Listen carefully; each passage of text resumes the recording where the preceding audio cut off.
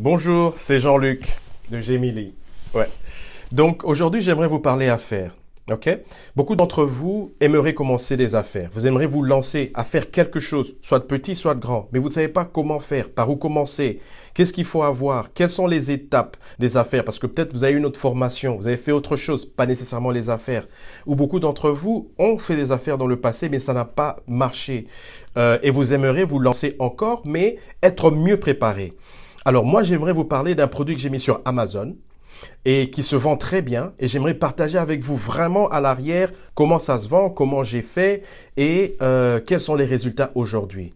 Alors si ce message vous interpelle, j'aimerais que vous passiez quelques minutes avec moi pour voir exactement comment j'ai fait et les 10 étapes fondamentales qu'il faut connaître avant de se lancer dans les affaires. Absolument important. Très bien. Je commence toujours par parler du côté psychologique et mental, ce qu'on appelle en anglais mindset. C'est très important parce que ça, en fait, ça vous permet de avoir du succès dans votre entreprise, que ce soit un service ou que ce soit un produit en particulier.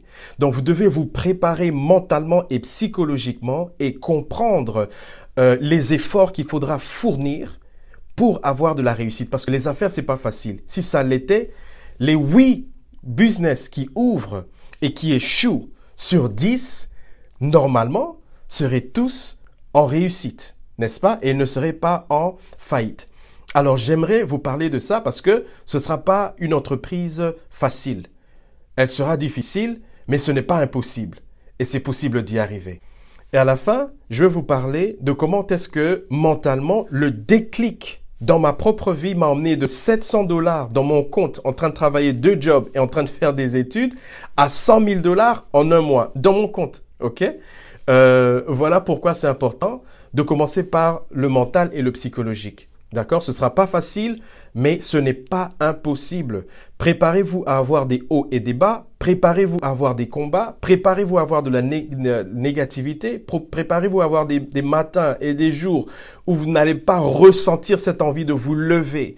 Préparez-vous à avoir des jours où il va se faire comme un recul parce qu'il y a eu des événements qui se sont passés et c'est ça les affaires, c'est ça le monde des affaires.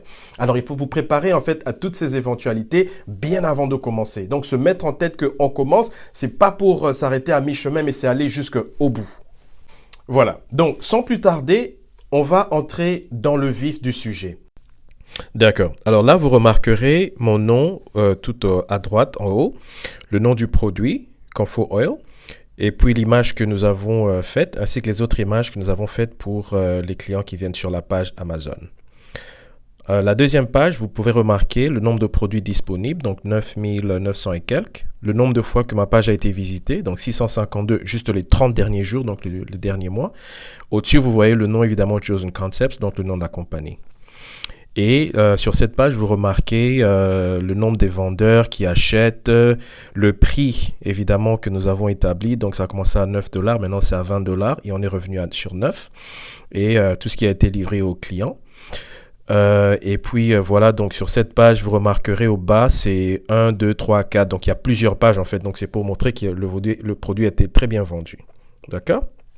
Il vous faut exactement connaître 10 étapes avant de vous lancer dans les affaires. Vous devez vous mettre en tête, prendre la décision. J'aimerais me lancer, j'aimerais commencer, j'aimerais faire quelque chose. Ou si vous avez déjà une idée, voilà, on y va, on plonge. D'accord? Ça, c'est la première chose.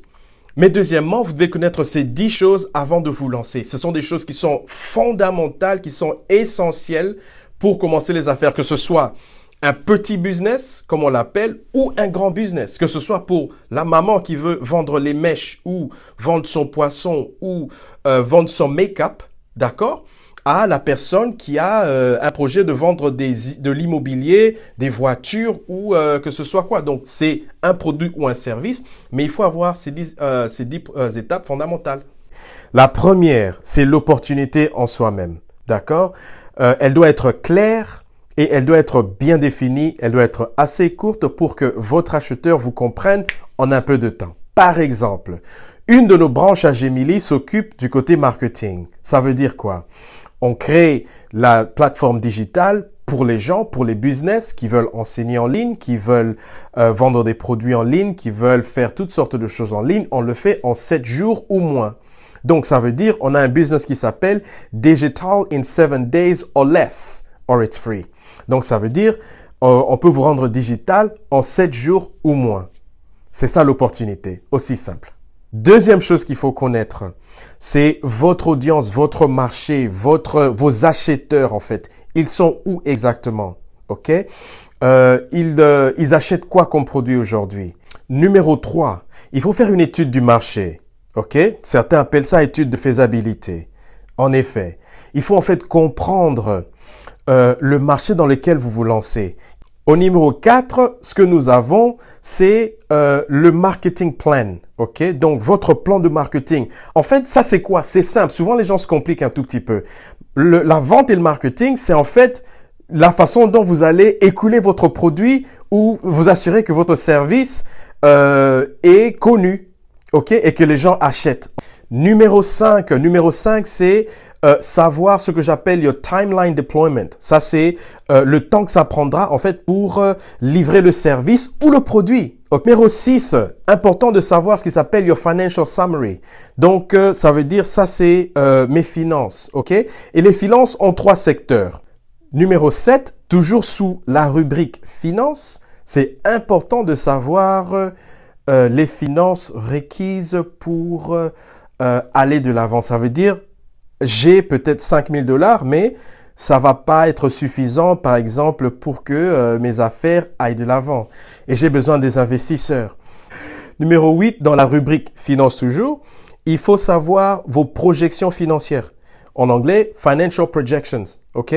Donc ça veut dire je projette de faire tel montant à telle période bien déterminée. Ok, voilà, nous y sommes presque. Au numéro 9, c'est important de savoir qu'est-ce qu'il me faut comme ressources humaines. Ressources humaines, ça veut dire les gens, les mains qui vont m'aider, les yeux qui seront avec moi dans cette affaire pour que ça réussisse. Au numéro 10, qui est la dernière chose, c'est le risque. Éliminer le risque. Donc, éliminer le risque, ça veut dire comprendre quels sont les risques qui me coûteraient. Qui me pousserait à fermer? Quels sont les risques qui feront que je perde mon business? Comme on l'a dit plus tôt, c'est 8 personnes sur 10 qui échouent parce qu'ils ne sont pas prêts. Et ne pas comprendre les risques, c'est ne pas être prêt.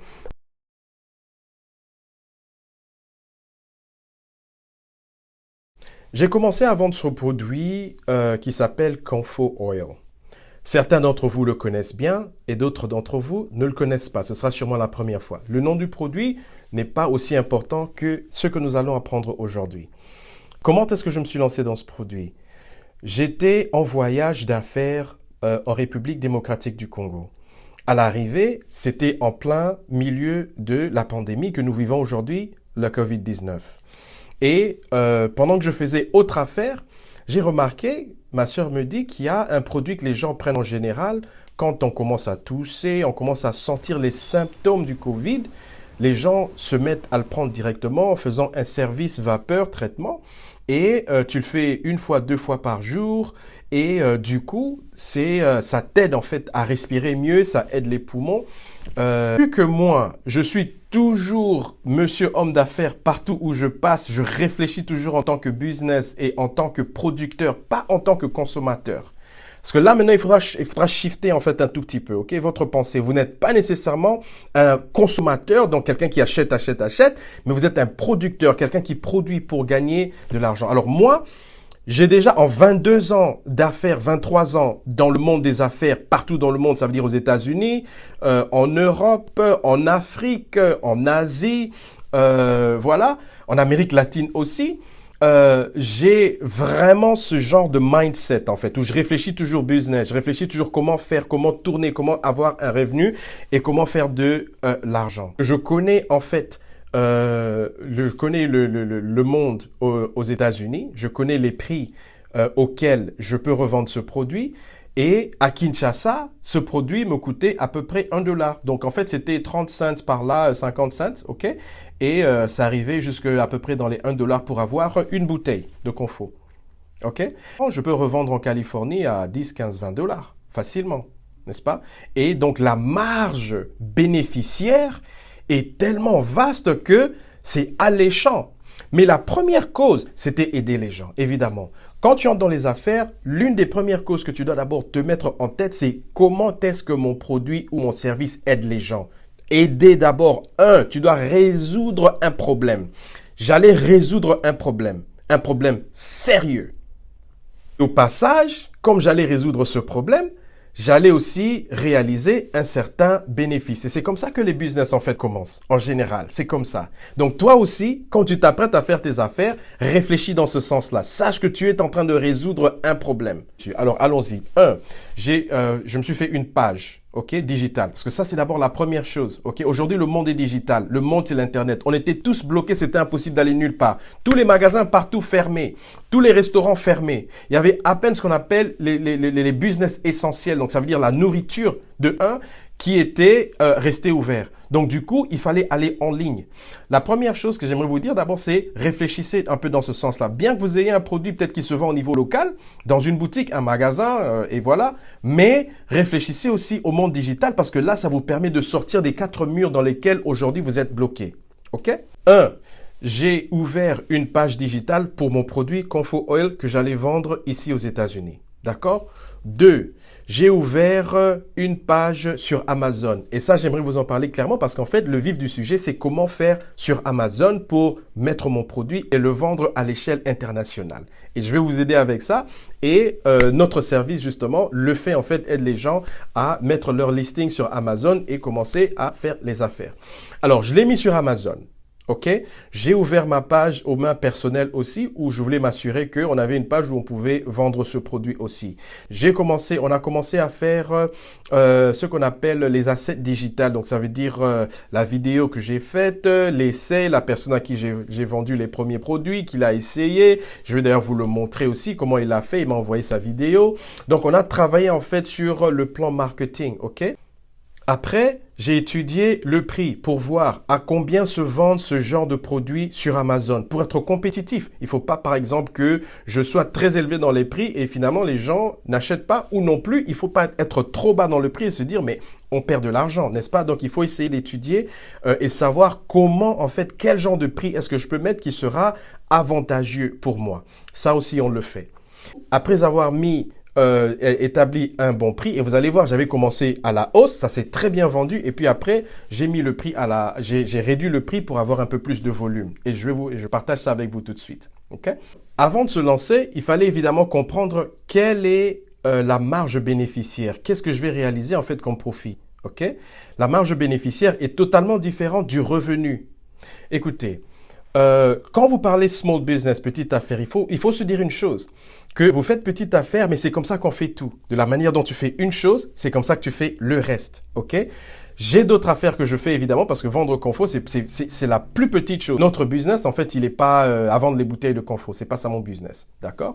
Je consulte avec des grandes compagnies, des grandes organisations, avec des directeurs et tout ça, des CFO, des CEO. Et là, pour l'exemple de Comfort que j'utilise, c'est pour en fait aider quelqu'un à comprendre qui aimerait se lancer dans les affaires que tu peux commencer avec $100, $200, $500, tu peux commencer avec ce que tu as. D'accord? Ben voilà, suivons bien. Alors, le coût du produit, c'est $1. L'emballage, parce qu'il faut quand même un bon emballage, il faut que ça arrive, que ce soit bien présenté, c'est $1,79. Donc, on est à $2,79. J'ai rajouté une petite carte pour dire merci à chaque personne, aux acheteurs. Et vous allez comprendre l'importance de cette petite carte. C'est à peu près 10 cents. Donc, ça nous arrondit à $3. Il me faut aller poster le produit ou envoyer un de mes fils ou un de mes employés pour aller poster le produit. Ça, c'est aussi 50 cents à $1 à chaque fois qu'il faut aller à la poste. Donc, on est à $4. Donc, en fait, c'est pas que le prix auquel j'ai acheté, mais c'est tout le coût qui vient avec. Et le coût qui vient avec inclut la taxe à payer parce que c'est un produit à la fin de la journée que je vends et la taxe sera due à la fin de l'année. Il faut que je paye la taxe sur le produit. Donc, j'arrondis à $4 jusqu'à présent sans compter le transport parce que je suis venu avec quand je suis arrivé et ça faisait partie de ce coût-là. Mais en général, quand je passe une commande de là où ça vient jusqu'aux États-Unis, il y a aussi le coût de transport. OK? Donc, je suis rendu à 4,50 $ par bouteille. Par bouteille. Donc, aujourd'hui, le prix est à 9,95 $. Donc, j'arrondis à 10 $. Ce qui fait que la marge bénéficiaire, si je suis à 4,50 $, OK, ou 5 $, ma marge est entre 5 $ et 5,5 $. C'est en fait ça, la marge bénéficiaire par produit. Pourquoi est-ce que ça, c'est important? Parce que se dire 4 $, c'est rien, 5 $, c'est rien. Mais c'est important parce que on commence petit, mais on pense grand. Les gens en général qui n'arrivent pas en fait à passer à une autre échelle, c'est parce qu'ils réfléchissent que c'est un petit business. Donc ça reste là, ça reste petit, c'est un truc que je fais juste sur le côté, mais en fait vraiment, mon revenu est là. Non, il faut se dire que je commence petit, mais en fait, la destinée, elle est grande. Et pourquoi c'est important? Parce que quand je réfléchis à 4 $, 5 $ de marge, je me dis si je vends un produit, j'ai fait 5 $. C'est rien. Mais si je vends 100, ça me fait 500 $. Si je vends 1000, ça me fait 5000 $. Quand j'en vendrai 10 000, vous avez compris, ça me fera 50 000 $. N'est-ce pas? Alors voilà, comme vous avez vu le produit que je vends sur Amazon, il y a possibilité que vous aussi fassiez pareil. Vous avez peut-être un capital, vous avez un fonds, vous avez peut-être une idée, vous avez un concept, vous avez quelque chose de bien précis que vous aimeriez aussi vendre, mais jusque-là, peut-être rien qu'au niveau local. Et vous aimeriez passer à l'échelle internationale. On est là pour vous aider. Et je vais vous raconter un jour comment est-ce que j'ai pu réaliser ces 100 000 $. En fait, j'ai même fait plus que les 100 000 $ dans mon compte. Mais je vais vous raconter un jour comment est-ce que j'ai réalisé ça. Mais l'année d'après que j'avais vu, OK, j'ai réalisé les 100 000 $ dans mon compte que je voulais faire. Donc, il a d'abord fallu que dans ma tête mentale, il a fallu d'abord un déclic, que je me réveille d'abord, que je prenne la décision. Prendre la décision. Je répète encore, prendre la décision. C'était important de prendre la décision. Parce qu'à partir de ce moment-là, j'étais devenu intentionnel avec tout ce que je faisais. Il n'y a pas de distraction. Il n'y avait pas de procrastination, mais j'étais intentionnel avec tout ce que je faisais, où je mettais mon temps, parce que j'avais un objectif à atteindre, c'était 100 000 $ en un coup. OK? Ce qui est important à comprendre, c'est que pour arriver là, j'ai passé des moments difficiles. J'ai passé des moments où je perdais tout. J'ai passé des moments de nuit blanche. J'ai passé des moments où il y avait des jours où je perdais des choses, où les choses ne marchaient pas comme je le voulais. Il y avait toutes sortes en fait de trucs qui se sont retrouvés sur mon chemin, qui m'empêchaient d'atteindre ces objectifs. Mais en restant ferme et discipliné, intentionnel avec ce que j'étais en train de faire, avec mon objectif devant moi, je suis y arrivé. D'accord? Aujourd'hui, je vous donne l'opportunité de contacter, par exemple, ma firme Gemili. OK? On a travaillé dans tous les 5 continents. On est trilingue, français, anglais, espagnol. Donc, on peut vendre les produits partout dans des différentes langues. Nous avons l'expérience appropriée. Et si vous avez un capital, vous avez un fonds, vous aimeriez vous lancer dans les affaires, mais vous ne savez pas comment commencer, par où commencer, comment faire, etc.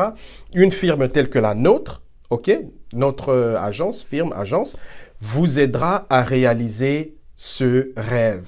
Vous aidera avec le listing sur Amazon pour que vous vendiez partout, un peu partout dans le monde, selon que vous voulez, et vraiment à décoller comme il le faut. Je pense en général, en 30 jours, on est à mesure de lancer quelqu'un dans les affaires. Si vous nous contactez, on a un numéro gratuit. C'est 1-855-GEMILI. Donc, voilà. Aidons-nous à réussir. Vous savez, les choses, souvent, elles ne sont pas nécessairement parfaites avant de commencer. Vous n'avez peut-être pas tous les éléments, mais vous avez assez des éléments nécessaires pour commencer. Grand temps de s'entraider pour réussir. Comment je peux faire pour aider la maman, le jeune frère, la jeune sœur qui aimerait se lancer dans les affaires, le père de famille qui aimerait pourvoir pour sa famille, à ne pas perdre cet investissement, son capital. Gemili est là pour vous.